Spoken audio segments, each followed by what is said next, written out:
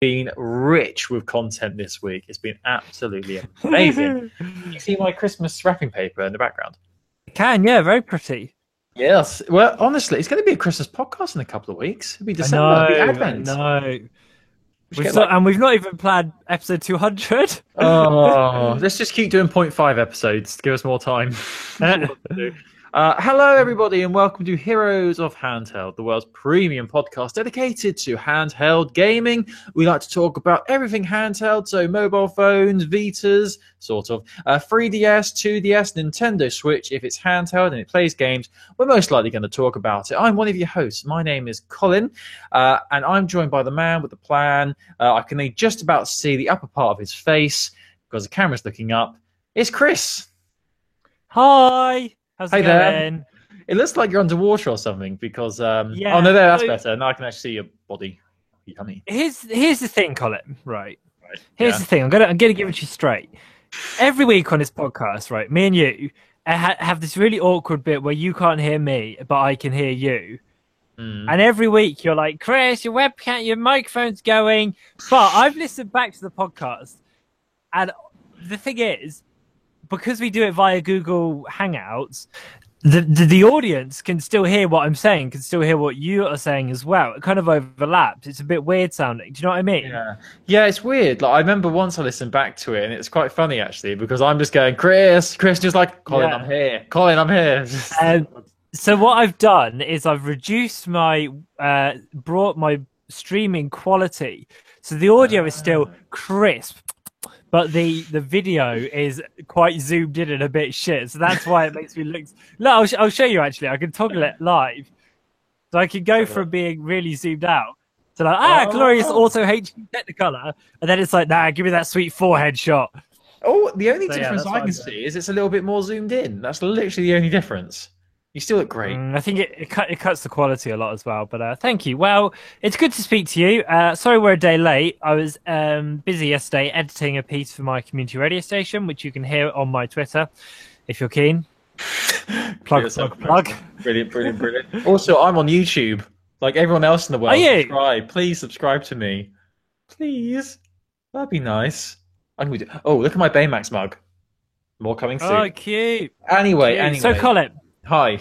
Yeah, right. What's going on? Oh, I've got my sword. Anyway, so what are you saying? Why have you got a sword? Chris, we've been through this. This is a sword you get from a special restaurant at Walt Disney World in Florida. Cinderella's Royal Table. Oh, I remember. I don't care. So, Colin, you get a sword or a wand. Yes. Hi, Chris. Chris, it's been quite a quiet week in the world of gaming, hasn't it? Nothing's been happening. It's all been a bit shit, really. So, what are we going to talk about? You know, what? Well, I mean, do you want to do the other news and then just spend a lot of time talking about the big thing? That's a good idea. I want to talk about the fact that Skyrim is finally out on Nintendo Switch. I'm so excited for this game, and have you not played it before? I can't remember. We've discussed this. I played it on PlayStation 3, but I've not played it on Switch, obviously, and I'm so keen. The dual wielding looks sick. Yeah. The reviews are great. Really excited for it. Really good reviews, which I'm happy to see. I haven't read any yet, but I'm glad that it's reviewing. If it is reviewing well, I'm glad to hear that. The only negative thing I'm seeing is that it's an old game, basically, and people, they're still flogging it. And it's a full price game as well. It's quite expensive considering how long it's been out for. I think it's about 50 quid. Like it's the same as the the first party titles. I know in America they're charging $60, but that seems a bit steep. But apparently it runs really well. It's not laggy. It works really well in handheld mode as well. So dead keen on that. I've never played Skyrim. Honestly, I want to. I've just never got around to it. I played Oblivion, but never got around to Skyrim. I reckon you'll be able to get a good Skyrim Switch bundle around Christmas time. Because I think the thing is, it is an old game and lots of people have played it, but also a lot of people who own Switches might not necessarily have played it like the first time round. I mean, it is a 6-year-old game, but it wasn't out on Wii U or anything like that. So I can't believe it's 6 years. That's crazy. 2011 that came out. I remember it coming out because my friend worked at Blockbuster, and the game released. released on 11/11/11. Oh yeah, I remember and it was like crazy. It was 2011 had so many good releases because it had Arkham City and it had Uncharted 3 and I had Skyrim all within the space of like a couple of weeks, and Modern Warfare 2 or 3. There was like 2011 was a really big year. Portal 2 as well, I think. No, not Portal 2. Portal 2 the year before. Assassin's Creed. I want to say Revelations or 3. Anyway, 3 maybe. Blah blah blah. Yeah, 3. So it was a really big year. Infamous 2 as well. It was a really big year for games. But Skyrim was really interesting because when he was at Blockbuster, they were like, you can if you work here, you can, when the games come in stock, you can take them home, play them, and then you have to bring them back by the date that they come out. Because obviously the idea was like, it means that the people who are selling the games have like an experience. They can talk about them. They can say, oh yeah, it's a really fun, first person shooter or whatever, blah, blah, blah. And Skyrim was the only one where they were like, no one's allowed to touch this. You're not allowed to take the time, because Bethesda was so worried about, things spoiling and things leaking and piracy and stuff, that they were like, no, this game is a hard release, 11/11/11. Everyone gets it at the same time. So yeah, I can't believe it's been 6 years, but I'm very keen. I think I'll probably want to get it just after Christmas, I think. Same. Because I'm hoping maybe a bundle for Black Friday next Friday. Maybe. God, oh my God, yeah, it comes down fast, doesn't it? Yeah, it's crazy. I just want to know, Chris, in Skyrim, is there, if you pickpocket someone or knock over a bit of cheese, does a guard run up to you and go, "Halt! You violated the law," and then like chases you? Here's the thing, Colin. Did you play Oblivion? I did. I liked Oblivion very much. So Oblivion was good, but it was quite janky, wasn't it? Like there was a lot of stuff that it was like, why is this happening now? The fact that he only had like 4 different character models and 2 different voices voicing everything.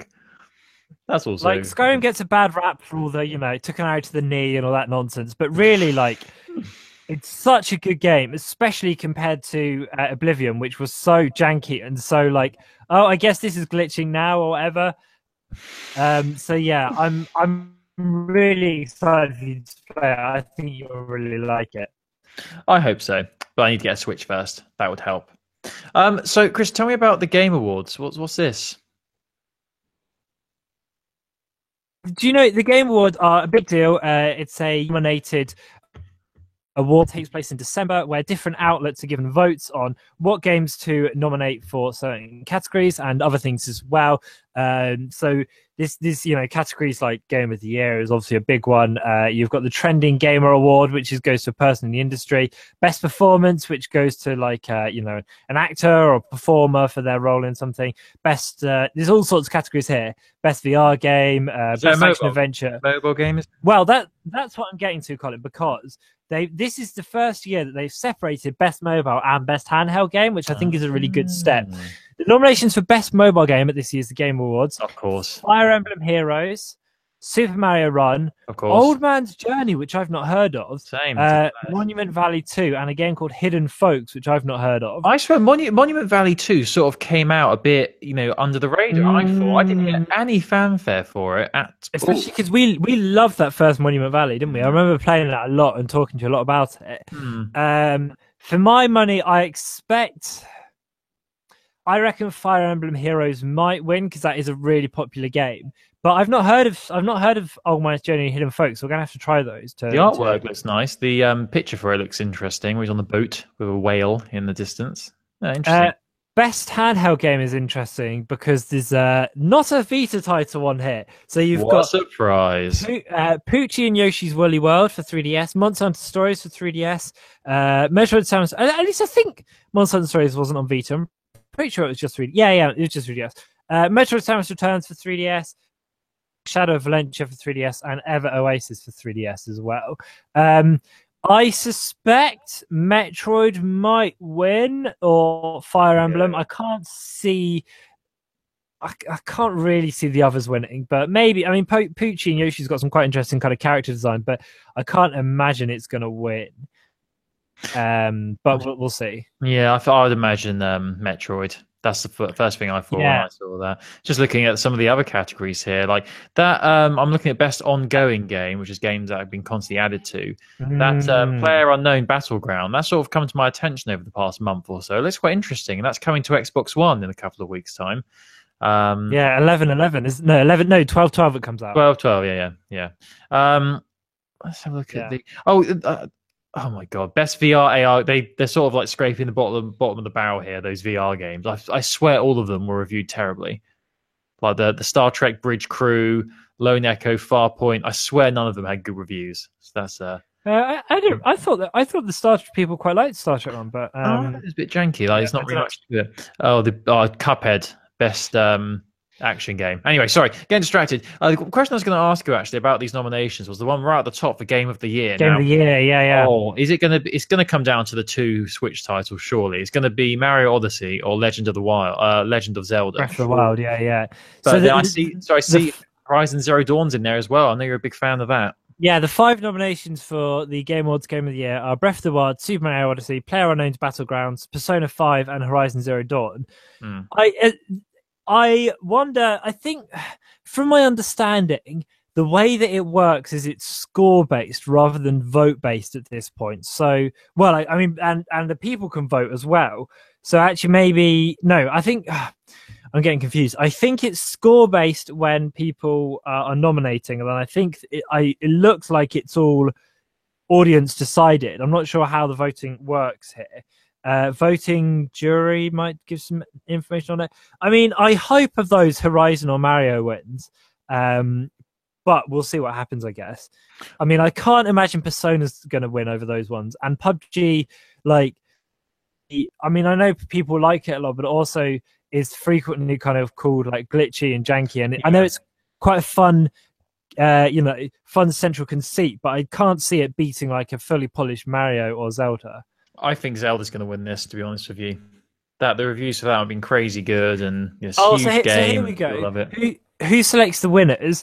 The winners in most this is from their FAQ. The winners in most categories are determined by the international jury, 90%, and a public fan vote, 10%, across the GameAwards.com and Google search voting. Their different categories are solely done by voting as well, but some of them are done by pundits as well. So yeah, I wonder how it's going to work. I'm very curious, but I mean,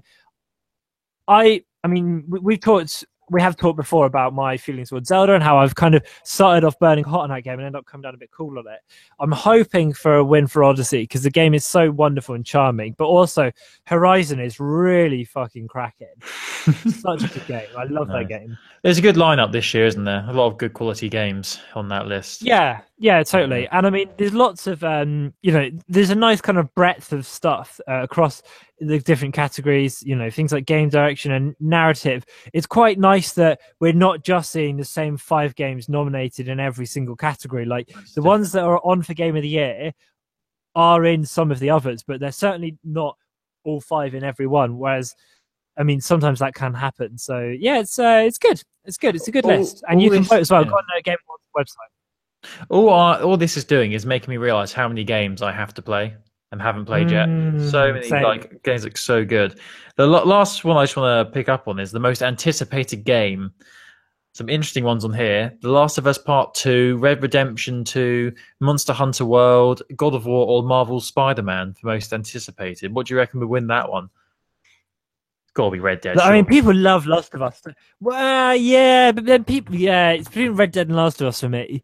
Probably Red Dead's a bit sooner, isn't it? Whereas Last of Us could maybe win it next year. Yeah, probably will win the awards next year. I think the Spider-Man one will win if what the vote is all about is quick time events. Anyway, let's move on. Sore subject. Right, that's good. Thank you.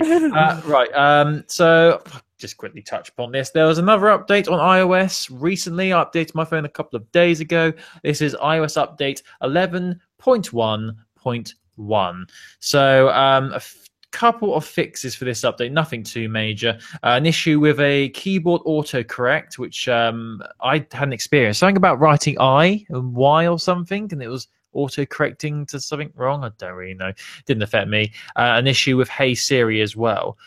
I've actually been using the Hey Siri feature on my iPhone quite a lot, actually. It's actually really good. It's amazing how it recognizes your voice, even if you're quite far away from your phone. If you say, "Hey Siri," it will know straight away. Look, I'm going to look at my phone and see if it's like woken up. No, it hasn't. So there you go. I've been proved wrong straight away.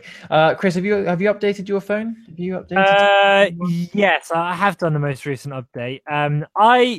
I didn't notice much different. I don't really use Siri that much. I use Siri more accidentally than anything else. Yeah, I know what you mean. The only real thing I use it for is if I've got my hands full and I'm like, Siri, set me an alarm for 20 minutes or whatever.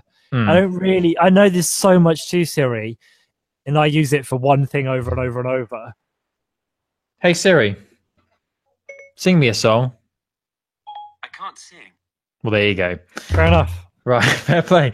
Right, so let's move on to some more news then. Let's talk about... Now, I want to talk about the Switch news first, if that's okay. I'm sort of dictating this one, but I want to know about this Hulu coming to Switch. This is good news for streaming services on Switch, surely. It's out actually in America. So Hulu is a popular video and TV streaming website in the States. It's got that. I don't know if you ever watched Family Guy clips on YouTube back in the day, but Hulu put a lot of those up. And it came out This came out a week ago now for Switch, and this is kind of an interesting sign of hopefully what's to come for streaming services. It's basically it's a Netflix equivalent with TV, and it's kind of they've got sync with channels like Fox, ABC, NBC, History Channel, etc. But it's out on Switch, and people seem to be enjoying it. So hopefully, that means we'll finally get. I want Netflix for Switch, I want Spotify for Switch, and I want BBC iPlayer for Switch, and that'll do me. Thank you very much. Surely Netflix has got to be coming soon because Netflix is on everything. And they've said before as well. Netflix has said like we're ready to go when Nintendo give us the nod, basically. So it's quite, hopefully it'll be. You'd imagine like before Christmas. Now Hulu's done it. I can't see why the others wouldn't be allowed. Yeah, it's very maybe Nintendo being very picky about who they let on their platform. It's odd. You'd think it'd be there. I mean, I was surprised it wasn't there out of the gate, as many people were. But it's a good sign, though. Yeah, as you said, hopefully we'll be getting the other services soon. Worms release date. That's good. Yeah, so Worms is also. I mean, there is a version of Worms currently free for PlayStation Plus users, but Worms Weapons of Mass Destruction. Is it called Worms of Mass Destruction? I can't remember. Worms WMD. Yeah, WMD. Which is obviously. People love Worms. It's going to be 4.6 gigabytes apparently, and they're going to release initially for digital download, but have tweeted that they're hopefully working on making a physical release as well. And this is like Worms is such a loved franchise. It's going to be £20 or €30 or $30. They're being really good about replying to tweets as well. So if you've got any questions at Worms Team 17, you can play with 6 of you on one console. I love Worms, Colin. I really adore Worms because it's so daft and it's so quick and it's so pick up and play. And it's funny that they've given it a release date and now people can get excited to download it. It's going to be another one of those ones that is like, oh, I've got 10 minutes to kill. I mean, Rocket League's just come out on Switch in the States and it's coming out here tomorrow. Well, I can't remember. But it's certainly this week on Switch in the UK. And it's another one that's like, mini games, pick up and play with your friends, have a controller each, have a good time. There's so many good games on Switch at the moment. They're coming thick and fast, people. Great time. Yeah, and the really good thing is that the third party, sorry to overlap you, are kind of picking up this, not the slack, but Nintendo have, been like, there's a Mario game out this month, and then there's Xenoblade next month, and what's really great is that there's like consistent big third-party games coming out every week on this thing. And, Doom has just come out, Skyrim is coming, LA Noire is coming. So like, it's such a difference compared to the Wii U when it was like, stuff launched and then that was kind of it. There's a good variety of titles as well, covering loads of different genres, which is good. A lot more mature titles coming out, which is nice. I mean, the next one that's been announced, had this been announced before, or is it just a release date for Resident Evil? It was already announced, but now there is a new trailer which shows you how the basically how the motion controls work in the game, and it's all to do with how you handle the Joy-Cons, how you do sort of melee attacks with them, how you do reloading. You can also play co-op, which I'm so excited for because I love Resident Evil so much, and I love Resident Evil co-op so much. You can use Amiibo to unlock things, which is cool. That's so this is a whole. It's a bit random. Have Amiibos in the sort of game. Wow, they're not Amiibos for the game, I don't think, but it comes out November 28th, 2017. It's a compilation of Resident Evil 1 and 2 Revelations. I played Revelations 1 on the boat. I didn't play Revelations 2, but I would like to. And yeah, this is a really cool trailer. If you're interested, they're going to have the what looks to be like the Mercenaries mode as well, which is obviously a fan favorite. Have you played Resident Evil Mercenaries, Colin? I've not played any Resident Evil games. You'll be surprised to hear. It's like a raid mode rather than Mercenaries. It's like a wave survival thing. I'm really excited for this, and it comes out late November. I'm definitely going to get this one. I love Resident Evil so much, and it's so well suited for kind of 2-player as well, which is weird because you never used to say that, but I mean they've changed so much about the game, and it just makes so much sense to have 2 of you playing it together. Yeah, I mean, the second one came out to PlayStation Vita a couple of years ago, and there was a big hype around that. But when it eventually launched, there was a lot of negativity surrounding it because it wasn't a great port. It was quite laggy, frame rate issues. And it's weird, they just brought the second one out and not the first one, but you actually gain both of them with the Switch, which is actually really nice. You get them. I'm assuming you'll get them bundled together. Yeah, you're getting Revelations 1 and 2. I don't know, are you talking about Revelations or are you talking about the other ones? No, I'm pretty sure it was Revelations that came to Vita, wasn't it? Okay, yeah. I'm going to quickly Google this. I think it was just Revelations 2, because I remember that. It does sound familiar, because I think Revelations 1 might... Yeah, it did. Revelations 2 might have been exclusive. Yeah, cool. Maybe. That's cool. So good games. Yeah, it's great. It's a good time to be an owner, actually. Let's do, really quick, is there any Vita news? Oh, of course there is, Chris. There's so much. Now, this is actually quite a late bit of news. This was actually discussed and released about 2 weeks ago now, the information about this. And I'm not sure, maybe, Chris, you covered this when I wasn't here. But there is a PlayStation Vita 16GB value pack launching in Japan on November the 22nd, which is next week, which is really cool. It's really nice to hear and really actually encouraging to hear that Sony are still creating bundle packs for the Vita. So this has been announced by Sony Interactive Entertainment Japan Asia. They're going to be releasing a PlayStation Vita 16GB value pack in Japan on the 22nd, and it's going to cost 19,980 yen. Now it's up to Chris to go and Google how much that is in British pounds. How much was it? 19,980 yen plus tax. Whilst you're doing that, the bundle will include. So that's 134 pounds, but I don't know how much tax it's. There you go. Who knows? So the bundle is going to include a PlayStation Vita Slim, the newer model, the Wi-Fi version, and you can have it in either black or aqua blue. I am partial to the blue. I do like a bit of blue, and I do like Barbie Girl as well. Can't beat a bit of aqua. A 16GB memory card, which is also nice, and all the cables, which is, of course, the most exciting part about this.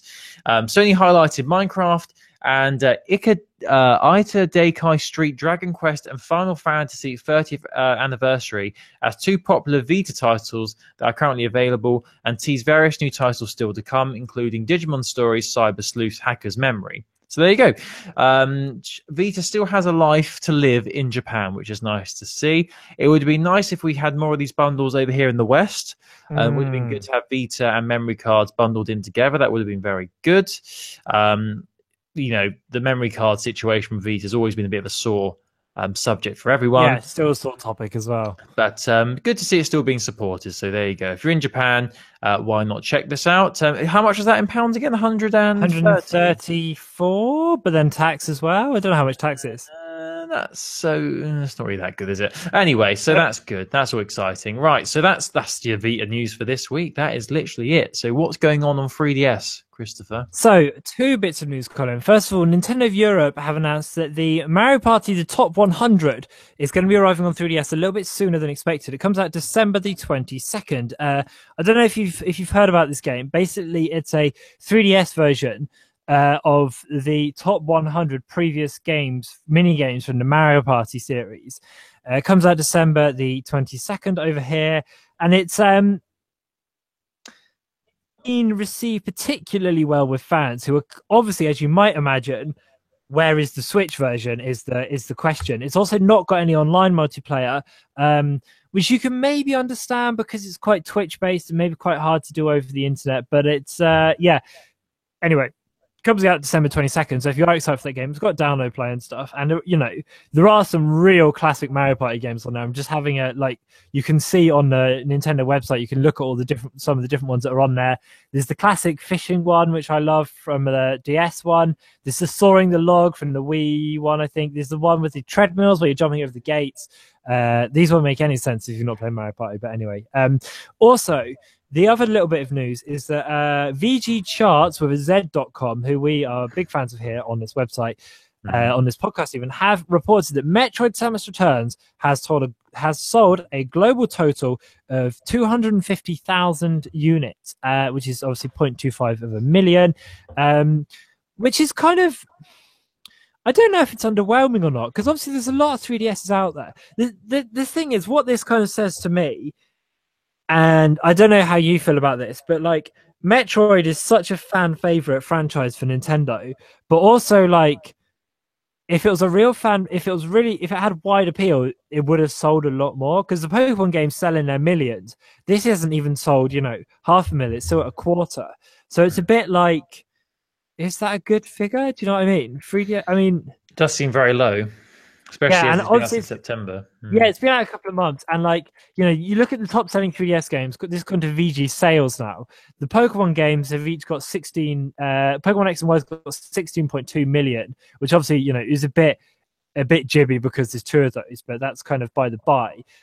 Games like Mario Kart, I'm just loading the thing here. Games like Mario Kart, for example, have sold 15 million. New Super Mario Bros. 12 million. Animal Crossing 12 million. I mean, these games have been out a lot longer, but also you would think Metroid would be on more than that by now. If people were really that excited for it, then you would expect people would have been keen for it. Even Pokemon Rumble Blast, whatever that is, 1.29 million. I mean, come on, guys. So yeah, interesting. This website's really cool, actually. I'm just searching other games. Amazingly, Lost Planet 3, which I bought, I was a big fan of the Lost Planet franchise, only sold 0.12 million units. That's pretty bad. That is it's an interesting website, isn't it? There's lots of information on there if you're interested in sales figures and stuff. If you like to get nerdy about it. So yeah, that's the 3DS news, Colin, and I think that's kind of all that's happened this week, isn't it? That's it. Thanks for listening, everybody. Goodbye. Or, Chris, you know what? What we should do is we should end the podcast now. But for anyone else who wants to listen to the epic finale, they have to pay a certain amount and get some crystals, then they can unlock it. That's a good feature. I'm not more than people paying for it, but I think people should listen for 40 hours and then they can pay for it. Oh, and then they can unlock someone terrible like Jar Jar Binks. Anyway, sorry, I'm Jar Jar Binks is not terrible. Jar Jar Binks is a saint. Wouldn't it be amazing if he was like a hero? He'd be a villain, wouldn't he? He pretty much put Palpatine in charge. So he is the blame for everything, really. For everything that happened in the original 3 films, it's all down to Jar Jar Binks in the Senate, giving all that power to Palpatine. It's all his fault. He is the true evil character in Star Wars. Anyway, people, we need to talk about this. Battlefront 2 comes out tomorrow here in Europe, the UK, already out in the US. And unless you've been living under a rock, you all know it's been the topic of discussion for everyone in the gaming community this week. And once again, EA proving that there's never enough negative press on. Oh, it's just so bad. It makes me think. There's that GIF of Scrooge McDuck diving into the pool of pile of money. Yeah. It's like I just think about this and I think of this. So anyone who doesn't know, Battlefront 2 is coming out. As you know, the new Star Wars game looks really cool. Trailers all look really nice. Loads of new villains and heroes you can play as. Loads of new vehicles. They brought in characters from the prequels, maps from the prequels. They brought in even characters from the new films like Rey and Kylo Ren. It looks so good. And they've added a whole new story as well, haven't they? There's this whole single player campaign. A single player campaign, which turns out is actually pretty good. Because if you listen to the reviews, everyone's saying it's really good. It's quite interesting. The only negative, they're shoehorning in loads of characters from the films for no reason. But oh dear, charging £50 for a game isn't enough for EA. Oh no. No, they still want more of your money. So where do we even begin with this, Chris? I guess maybe we should probably explain very briefly what's going on. So for anyone who's played the original Battlefront, not the original, but the original remake Battlefront, which came out a couple of years ago, which I am a big fan of, you'll know as you played the game, when you played online matches, depending on how well you did and where you placed and how long you played for, you would get credits. And you can exchange those credits for buying new weapons, buying star cards, give you new abilities. And it was all fun. It was all very fair. It encouraged you to keep playing. And it wasn't unfair. You could get a lot of guns, a lot of different things for low prices and things like that. So now we should say as well that you could, in the old one, you could only unlock certain weapons at certain levels as well. So the really powerful stuff, you had to, you did have to graft for quite a long time to earn. Yes, you did. Yeah. But EA thought, you know what, we can go one better. So here comes Battlefront 2, and here comes the introduction of loot crates. Woo! Everyone loves loot crates. So what's the big issue? Why are people all upping arms about this? Well, here's the thing. They're charging full price, a premium price for this game, £60, maybe £50, probably $60, something like that. But unfortunately, they've decided to go down the free app model, freemium model of gaming, and have made it pay to win. So you can either play the game as it, you can play the game, you can earn credits, you can, use your credits to buy loot crates and then get these star cards and, make yourself enhanced. Or, fuck it, you can just go in and use real life money, buy loads of crystals and be done with it there and then. Because this is what I don't quite follow. If you spend real money, do you unlock the heroes or do you unlock currency? Do you see what I mean? Basically, you spend money. I've done a little bit of research into this because I was really wanting to get Battlefront 2, but I am now not getting it. I'm making a stand with my fellow gamers out there. Basically, for your hard-earned cash, you can exchange that for crystals, and you use crystals to buy loot crates.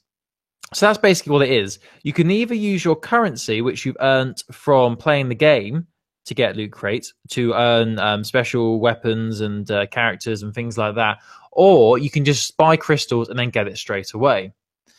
Basically, falling into the pay to win category. So, I mean, it's very, very interesting. I mean, the problem with it is with the loot crates, there's no guarantee what you're going to get. It's all random. It's all randomly generated. There's 4 different types of items you can get in a loot crate. I think there's 3 or 4 items per loot crate or something like that. It's either common, uncommon, rare, or epic. And it's obviously very difficult to get anything above uncommon. You can't even get the epic items you can't even get from loot crates. You have to craft them with items that you get from the other categories. So it's all a bit of a mess, really, because it just seems so bizarre to me that they've well, it's not bizarre because it's EA. This is something they've done before. They've the classic classic EA things. But there's been a huge backlash across the internet because of this. It's on Reddit. There is an EA community support group on Reddit, and they comment every now and then. They follow the Battlefront subreddit quite. They keep an eye on it, and they put a comment out about a week ago now, and I believe it's currently the most downvoted comment in Reddit history. I saw that. Yeah. It's kind of so. This whole thing is quite interesting because obviously EA they've tried to do some damage control on this, and they reduced the in-game price of all the heroes. That's what caused the biggest issue, actually. It's the fact that you couldn't play as Darth Vader or Luke Skywalker out the gate. In the first game, you could. They were ones you could play with straight away. But it was something ridiculous. Like you had to get 70,000 credits or something to unlock Darth Vader. And I think that's 40 hours of gameplay or something ridiculous. And that's the crux of this story is that on the Reddit comment, they used the phrase, we want gamers to have a sense of achievement when they unlock these characters. But obviously the problem is, and people listening to this show, this won't be news to them, but for my kind of hot take on it is I just think it's a really shitty move for the fact they advertise so heavily. Play as your favorite heroes, but that you can't play as them from the get-go. And being able to, And that's another issue with loot crates. When you spend money to get crystals, in loot crates, you can also get credits as well. So if someone out there has, spent loads of money for some reason, all these crystals, they can just get loads and loads of loot crates, get loads of credits, and then get these characters quicker, which is obviously what EA want you to do. They can cover it up however much they want. They can say, oh, we want it to be a sense of pride and accomplishment when you unlock characters. Or we've done all this research. We know what the average play time is. It's all bullshit. They want your money. That's all they want. They don't care about anything else apart from getting money. And it is, it's been really interesting because on the EA website, I don't know if you saw this, Colin, but they used to have for digital pre-orders a refund button, yeah. and they made it so that you had to call up and be on the phone's customer service, which obviously isn't practical for everyone, especially if you've done it digital, pre-order. That kind of suggests that maybe you've not got the time to do customer service stuff. So there's not much we can say on this that hasn't already been reported, but I do think it's just it's clearly a very greedy move from EA. And for me, from my take, is that, like you, I was well up for getting this game, within the next couple of weeks. I loved the first the first Battlefront for PS4. I thought it was a really great game. And now I'm just very sour about this whole experience. And the problem is EA aren't, it's such a big release and it's such a big title that there are a lot of people, and maybe it's not a problem because people are allowed to vote with their wallets, and that doesn't just mean what I want should happen all the time. But the game will still be the number one game this week. And that's what annoys me. It's Star Wars, it's a shooter, but also maybe it's just the Reddit audience is a fraction of where this game will sell, and obviously they're a really passionate fraction, but to control what people spend their money on. But it is just a shame because EA are manipulative in this context, and by advertising, players Luke, players whoever, it's well, it's not that simple, and it is a really just shitty business practice. And maybe don't buy any loot crates, save money. So I'm if I get it, but also EA will still get data that I'm playing it, and it's it's a real ball ache. The problem, the only way they're going to listen and actually take out this sort of thing in future is if people don't buy the game. But as you said, it's still going to sell a shitload. It's got Star Wars. Yeah, in it. And also people will buy it. It kind of frustrates me actually, because there's this sort of attitude within the gaming community. I don't know if you see this, and I can understand where it comes from, but it's this sort of attitude of, well, how can we get people to not buy this game and not support EA? And in my head, I'm like, you don't get to choose what other people spend their money on. If they spend their money on stuff and get burned, this is kind of an entitled sense a little bit. And I understand if people want to boycott EA with their own wallets, that's totally fine. But this game is gonna sell by the buttload because it's Star Wars and it's Christmas time soon as well. Christmas, I don't know about you, but Christmas time feels like Star Wars time. Yeah, especially with the film coming out. It's all these things added together. It's the perfect time for them to release this game. Yeah. It's just a really shitty move. It just shows a lack of respect for the fans, a lack of respect for gamers as a whole. It's just really, it made me so angry. I mean, I actually told one of my family members I wanted this game for Christmas because I love the first one. I've actually said not to get it anymore and get me Call of Duty instead. I'm not even joking. I'm trying to stand up to it as well. But I mean, just quickly on to mention all the other things that's happened from this. I know Wall Street are a bit worried about all the negative press as well. I think the stock market or the stocks for EA have gone down or something like that because of this negative press. There's been an investigation in Belgium over the loot crate system and whether it's targeting gambling at children. Because they're arguing that obviously a lot of younger people are going to be playing this game. And obviously, with the whole spending money and then it's all randomly generated, these loot crates, it's sort of a form of gambling. So it'd be interesting to see what happens with that. Apparently, EA have been in trouble before with this in Belgium, and also because of the massive backlash on the internet, it now has the lowest fan Metacritic score ever. It's got a 0.9 or something like that, which is crazy. I don't think any game is even close to being that low. So, but see that is, and I understand that. I do understand so many people are so upset about this game. But that's why I don't like this kind of Metacritic Rotten Tomatoes stuff, because it's like protest votes, isn't it? Because you're not seriously telling me that if you play this game, it's a 0.1 out of 10. Do you know what I mean? It's the same thing that happens when when a couple of years ago when Call of Duty launched and a bunch of Battlefield fans, and I'm sure it happens the other way around, go on Metacritic, submit user reviews. That's kind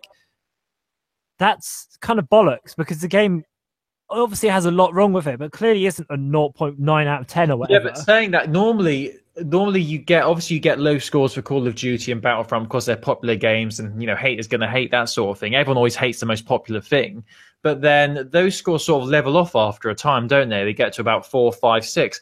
But the fact that this game is already out in the US and it's got 0.9 shows it's pretty much universally been given hate, even from people who, I don't know, potentially have a more level head than all the people who are just giving it hate for no reason. It's a bit like on Rotten Tomatoes, as you said. If a film's got like 10%, the fact that all these reviewers have said the same thing and given it a negative review means there must be something to it.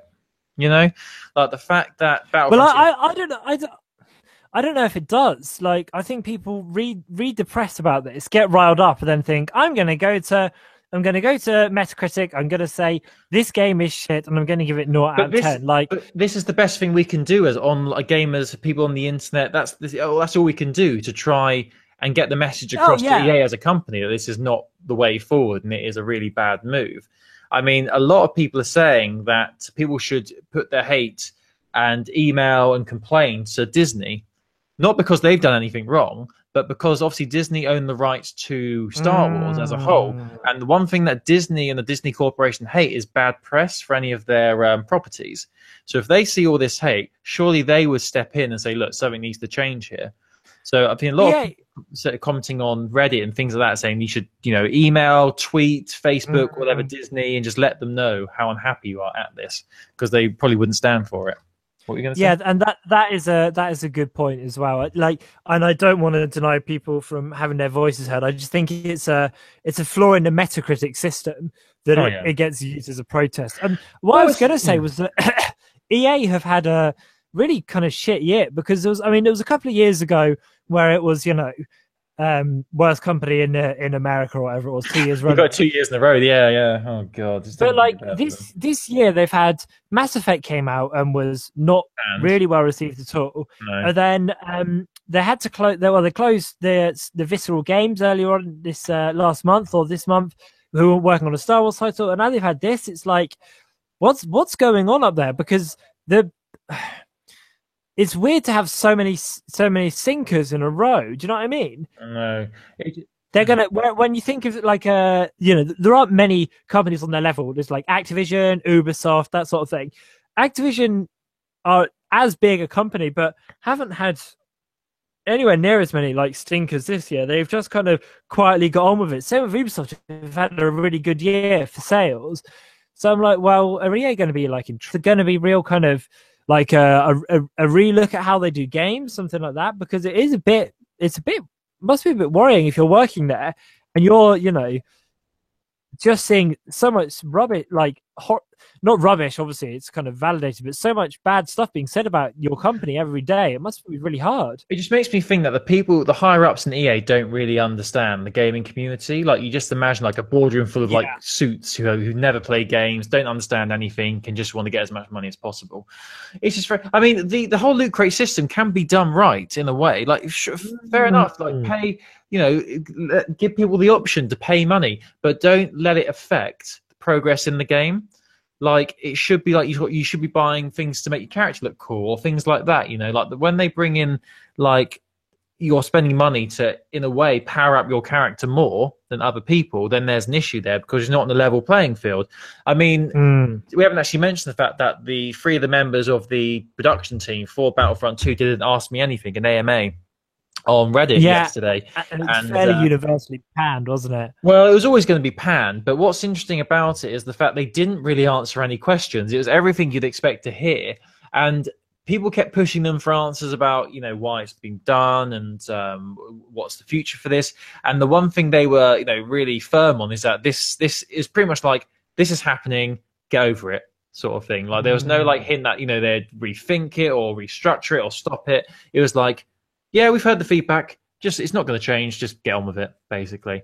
So yeah, but it's all very sad. I mean, an example actually for loot crates working well is in Overwatch. Because I didn't realize this, but you could actually spend money to get loot crates in Overwatch. I've never played Overwatch, but the only things you can get are like things for your character to, change an appearance and aesthetic things. Nothing that actually makes you a more powerful character. And apparently, it's really successful. Like people do spend money on it. If they love a game, they play it a lot. They'll probably spend money to make their character unique. So it shows that model can work.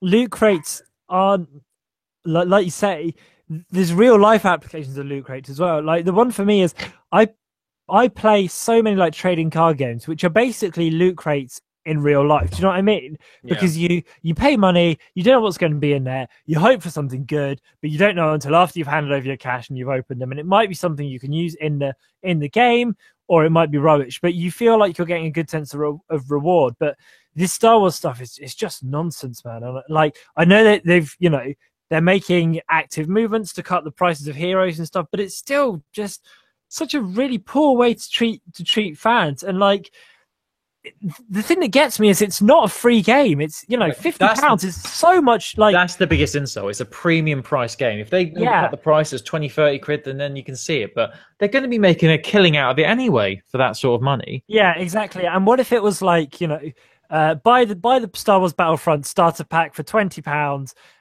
And or pay £50 and get £30 worth of in-game currency. Something like that would be would be a lot more acceptable. Whereas this is just like, hey, here's a full price game and a full price loot crate system. It just seems nonsense. It's just complete disrespect for the fans. I mean, Disney and Star Wars, the whole thing since the series got rebooted with The Force Awakens, it's all been about it's for the fans, it's the films that the fans wanted and things like that. But then this is just a complete step in the wrong direction, and obviously EA are the reason for this. So I do feel sorry for people around it. It's it's ridiculous, absolutely ridiculous, and they're just not. It just seems like EA can't do anything right, but it's their own fault. They're causing the issues themselves. Like they've got no one else to blame. Definitely. I'm really interested to see how well it sells over here when it comes out tomorrow. I'd like to think that this massive uproar online has caused a bit of a stir, and it will put a lot of people off who were going to buy it. But as you say, it's gonna be top of the charts, isn't it? It's going to be the number 1 game next week, and we wait and see. But I mean, all this stuff with loot crates has affected the reviews across the board, like GameSpot, IGN. And I mean, this is the sort of game. When I was seeing the trailers, I mean, it's a shame that this game looks so good. Apart from the whole loot crate system, it looks amazing. Like the gameplay, they were doing maps, everything right, weren't they? Because the first Battlefront was good, but obviously had certain issues, and then this was like, they're doing everything right. They're going to bring in more characters from the films. They're not going to do like a season pass. They're going to give you the single player campaign because like that was so sorely missing in the first one. And they've just got to this last hurdle, and like it's just it's a real complete balls up. It's just bad. It makes me really sad because we should be talking about the game itself and not about the business decisions of EA. It's just sad. Yeah, and I bet the thing is, I bet it's still a really solid shooter because that first shooter, that first game even. I remember my first level I played was the Forest of Endor, and we had it on the projector and the lights off, and like the first thing that happened was I walked out and an AT-AT came across and fired a laser at me and crushed me, and it was like that's so good. Like, give me those moments in that universe, The first game, was frustrating. Anyway, we wait and see how that develops. But yeah, love to know your thoughts on that. If you want to email us, heroesofhandheld@gmail.com. Anyway, shall we move on to group chat quickly? Because I think we're running a bit late now. Very, very quickly. So we asked last week what your favourite memories were of the Game Boy / Game Boy Color / Game Boy Advanced. Colin, very quickly, do you want to save this for next week? Let's save it for next week, I feel. Let's give people a bit more time to reply. So give us your thoughts. What's your favourite memory from the Game Boy era? Game Boy Advance, SP, Color, normal, whatever. Let us know your favourite, your highlight of playing a Game Boy. Could be anything. Could be a game. Could be a specific moment. Anything. We'd love to know your thoughts. We should end this now. We've get in touch with the show. Oh, yes. Here's a handtail at gmail.com, at Handtail Podcast on Twitter or Facebook, Google Plus, or you can even just put an answer on an iTunes review and give us 5 stars. That'd be nice as well. Why not? So, yeah, let us know your thoughts on that. We'd love to hear from you. Well, next week? Next week? Next week sounds good to me. I think we're all good for next week, aren't we? I am. Are you? I don't know why I think I'm going to say I'm good for next Wednesday. I can't think of anything why. So yeah, Wednesday's all good. We'll be here, same time, same place next Wednesday. I'm playing Battlefront 2. LOL. Anyway, bye everyone. Have a great week. See you later. Bye-bye.